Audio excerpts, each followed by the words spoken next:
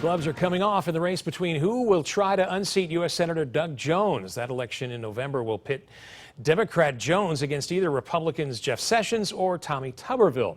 A runoff election between those two is scheduled for July, and the race is getting nasty. Joining us tonight to talk about it is radio host and Way 31 political analyst Dale Jackson. Thanks for being here, Dale. Thank you. So a couple of weeks ago, President Trump hit Sessions hard on a morning cable news show, just eviscerating Sessions for recusing himself in the Russia investigation. Sessions finally had enough and tweeted to the president, "I follow the law, and you should be damn glad I did," his words. And what do you make of this new, seemingly tougher Jeff Sessions we're seeing lately?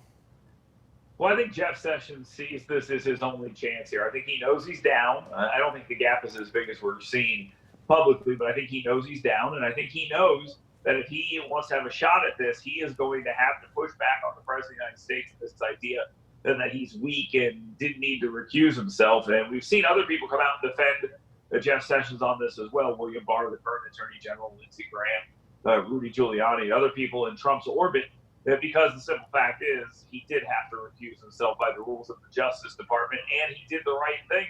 And now we all know that much of what was being alleged was not true, and that would not have been the case had Jeff Sessions been in there looking like he was playing a political game. So recusing himself is what he needs to do, and now he needs to push back and make that point clear. Yeah, but it seems like a lot of Trump's base doesn't believe that.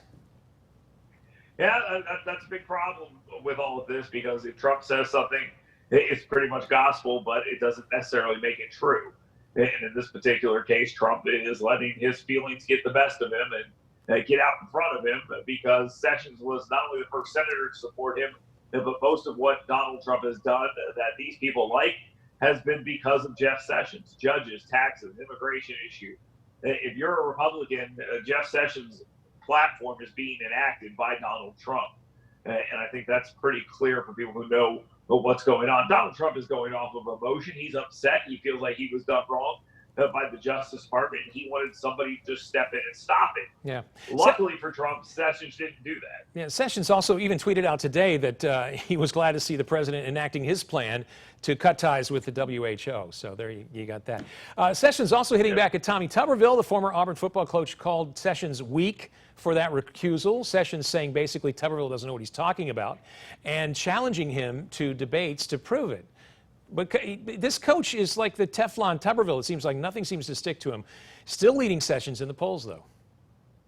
Yeah, I mean, you're right about that. And Sessions is having to deal with a couple of things. Tuberville is saying stuff that no other politician would say. And it's not because he's like Trump, who isn't a politician but understands politics and is playing the game. Tuberville is just stumbling through this. If he wins, it's not because of some massive plan he put in place. It's by luck, because he's going out there and saying things like, "I have too big of a lead to debate." You're not supposed to say that stuff, because you let your surrogates say that. You let people like me say that. You don't go out there and say to yourself, like, "I don't need to debate because I have such a big lead," because your lead will start to go away if you do that, because it makes it look like you're arrogant and you think you deserve this, which is how it kind of comes off. Is he just saying what people want to hear, essentially? No, he's just saying whatever pops into his head. I mean, there's no plan behind any of this. He said the other day that the United States military was second to China, which is not true and not smart to say, because the reality is we have the most powerful military in the world. There's no question about it. The state of Alabama is very, very, very strong when it comes to supporting the United States military, both in sending our sons and daughters off to the military and all the missile defense and national security stuff we have going on in Huntsville and elsewhere. Sessions gets that. Tuberville just doesn't, and he just says things that pop into his head. And plus, if you're going to be a United States senator, you're going to have to be discussing these things, how to deal with China. And if you think they have a better military than ours, which again is not true, that's going to change how you deal with them. Our military is our biggest bargaining chip right now, and the reality is ours is the best in the world. There's no question about it. Before we run out of time, I want to get your opinion on this, the mail-in ballots debate. The League of Women Voters now suing Governor Ivey and Secretary of State John Merrill over absentee ballots, saying the whole issue of photo IDs, having witnesses, presents unconstitutional obstacles, especially in the midst of a pandemic. Merrill said it's not going to happen.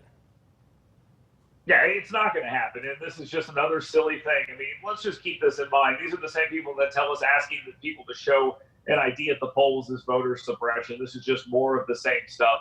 The states are allowed to make their own voting rules under certain guidelines and within reason. This is well within reason. If you don't want to go to the polls because of the coronavirus, that's fine. All you got to do is contact the Secretary of State's office, get an absentee ballot, and you're done with it. It's not that hard of a deal.